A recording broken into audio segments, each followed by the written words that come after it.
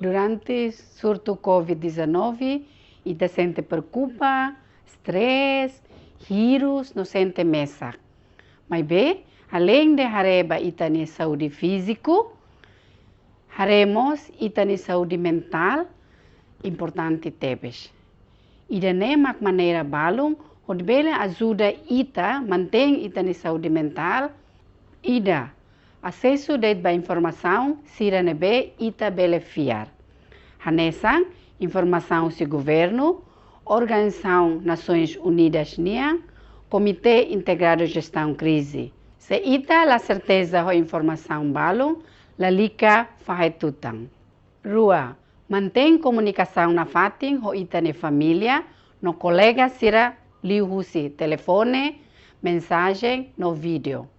Ida ne ajuda a continuar a meting ita ne relação ho sira, no mos halo ita ne ang no sira la sente mesa.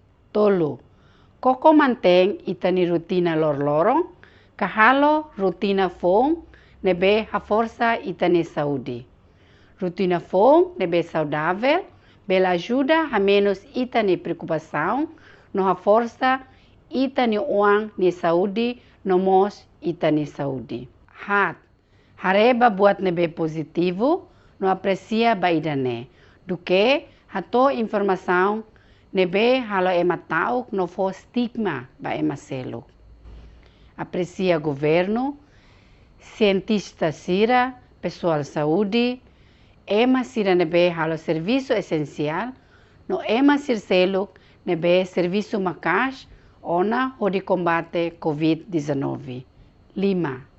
Ema balong, belesai violento, tamba pressão, no aumenta stress, no idane, em particular, husik, feto, no labarik e risco ba abuso.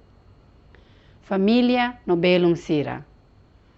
Tem que suportar malo, o de bele enfrenta situação difícil. Mas bemos, precisa ir a coragem, a tu relata se carig ita bot, experiência ou saisasing ba violência. Se ita precisa ajuda ruma, que tatau ho dibuka assistência. Não é contato ba número ida rua tolo ho dibuka assistência saúde mental. Se ita iha risco nelarang ka experiência violência ruma, contato ba número ida ne.